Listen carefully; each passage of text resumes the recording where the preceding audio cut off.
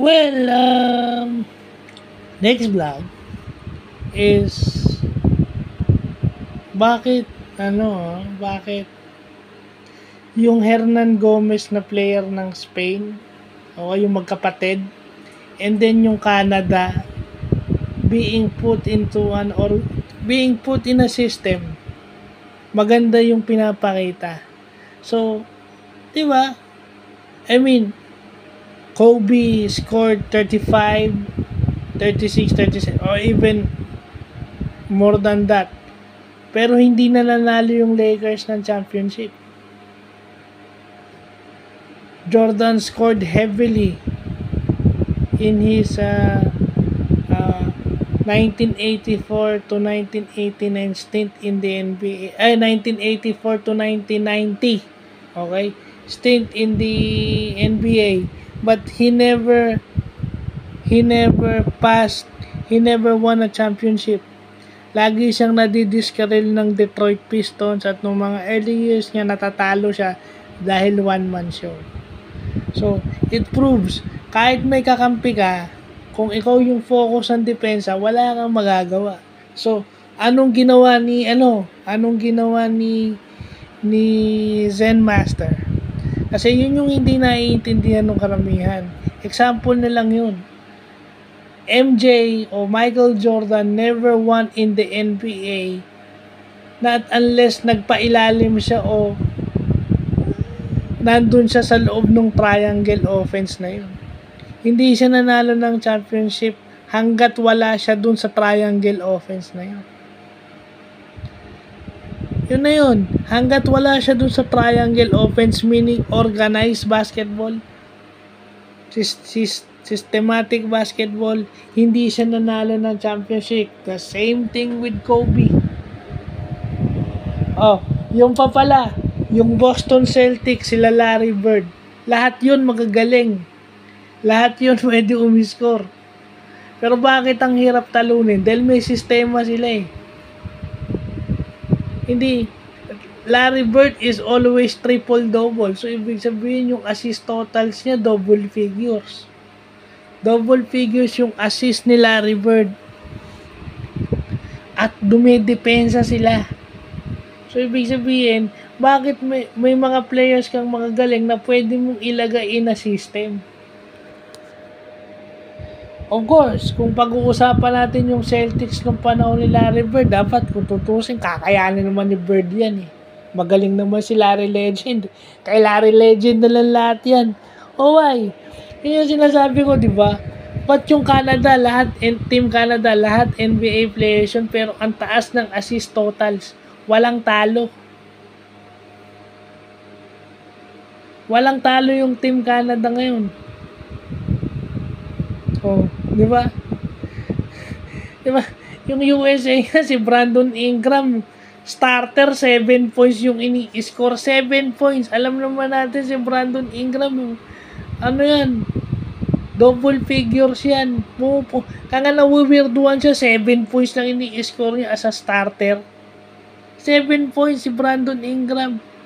Pero kasi nasa ilalim siya ng sistema ng Team USA ngayon.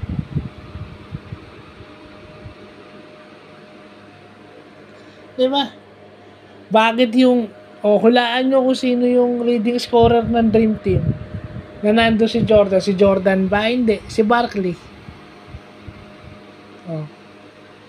So bakit may mga players ka na pwedeng may mga NBA players na pwede mo kahit si Clarkson yan, pwede mong ilagay sa system na tinakbo mo. Parang plug-in. Diba? Kung ang sistema mo kay Brownlee is ganon, bakit mo iniba when pagpasok ni Clarkson? Yun yung hindi ko maintindihan eh. Pagpasok ni Clarkson, nag-iba na yung nag-iba na yung sistema mo. Pero pag kay Brownlee ka,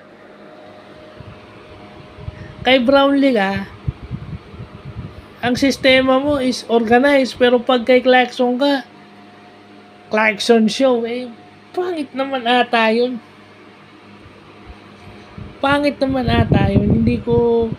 Hindi ko mawari bakit nag-iba yung sistema mo. Kasi thinking NBA player to si Jordan Clarkson. NBA player to si Jordan. So, kung ibibigay natin dito yung bola, dahil 20 points score na to, ang puntos madali. Well, yun yung keyword eh. NBA player yan. NBA superstar. NBA 6 month of the year. Ibig sabihin, pag, yun lang ngayon, 6 month of the year ka, pwede kang complimentary. Kasi ibig sabihin, si Clarkson pwedeng supporting role. So, bakit hindi nyo pinagsamantalahan yun? Put Clarkson on a system and it would be okay offensively. Put Clarkson on a defensive system. Siya yung anchor nyo sa perimeter defense nyo together with kung sino man yung point guard. Yeah. Kasi tingnan nyo yung laro sa FIBA, ball pressure. Minsan, hindi na nahihirapan silang mag-initiate ng play dahil sa tindi ng ball pressure. Makakatulong doon si Clarkson. At pag naka-steal siya, layup niya, dunk pa niya. Mas madaling pumuntos. So, putting NBA players on a system can also be an option. Hindi yung kasi yun eh, old school knowledge yun eh. Yung parang si Jordan nung 1984 to 1989. Jordan is good. Lagay ko yung kamay ko kay Jordan. Yung opensa ko sa kamay ni Jordan, which is okay. So, totoo naman yun. Nananalo si Jordan ng games, nakakarating sila sa playoffs, pero may championship ba? Wala.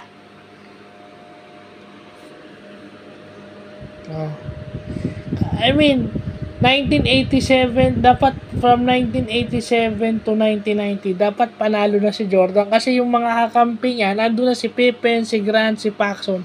Pero bakit di pa rin siya nanalo? Kasi wala siya sa isang organized system. Wala siya sa structured offense and defense. To think na magaling na si Jordan na defender, magaling na siyang dumipensa ng defensive player of the year na nga siya MVP. 3 beses naging leader, steals leader. So, bakit hindi na nanalo? Yun na yun. Kasi walang organized system. Pwede mo namang ilagay si Jordan Clarkson sa organized system kaso kasi old school knowledge kasi ito si Chot. NBA player yan. Kaya niyang, kaso nga kasi, kaya nga NBA player yan Ang mata ng coach, nasa kanya. Scouting, nasa kanya. So, how would you counter that? Involve mo yung system. Kaya nga sinasabi ko plug in Plug in lang yan. Si Brownlee, ganun din. Pag inalis mo si Brownlee, si Clarkson ilagay mo, same system. Tanggalin mo si Clarkson, put in Brownlee, same system. Napansin ko lang, yung napanood ko yung Jordan at saka yung Gilas sa FIBA window, maganda yung ikot ng Gilas offensively, maganda, lahat nakakashoot. Pero bakit nung si Clarkson, nag-iba? Dapat niya hindi magbabago yun mas gaganda pa yun with Clarkson around. So, kasi nagbibigay kayo ng dahil kasi ang focus ng depensa si Clarkson. Yun lang nga. Focus nga siya ng depensa So, anong gagawin nyo? Off the ball.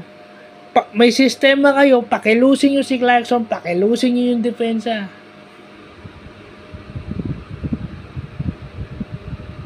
Wag yung hawak niya na yung siya na nagdadala ng bola, siya patitira. Pangit naman yun. Rebound niya, wala. Pag rebound niya, sprint. Pass break yun. Tuloy-tuloy siya sa basket. Kaya minsan nagmimitis. Minsan, yung magagawa mong gano'n, napapagod ka na.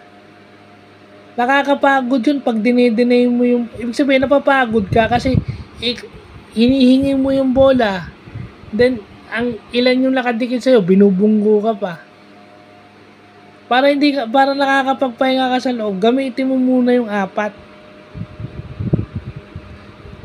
Kilos ka lang. Then, hayaan mo, pag na-foul ka, pa-free-throw ka lang muna. Pero dapat kausapin mo yung mga kampi mo na tulungan ka.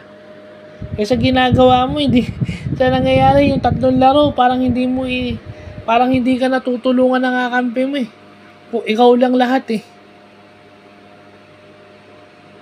Hindi mo naman kaya yung 5, mag-isa ka lang. Kahit gaano ka galing. So, yun lang.